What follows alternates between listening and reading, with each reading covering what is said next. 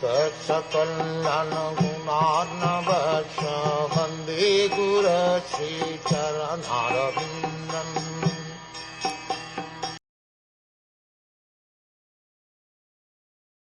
Thus, when he was in the land of Bharatvarsha, travelling to all the places of pilgrimage, he visited Prabhasa Ksetra. At that time, Maharaj Yudhishthir was the emperor and held the world under one military strength and one flag. More than 5,000 years ago, while Saint Vidura was travelling the earth as a pilgrim, India was known as Bharatvarsha, as it is known even today.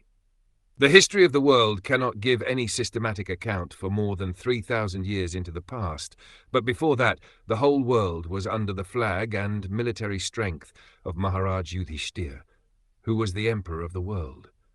At present, there are hundreds and thousands of flags flapping in the United Nations, but during the time of Vidura, there was, by the grace of Ajita, Lord Krishna, only one flag.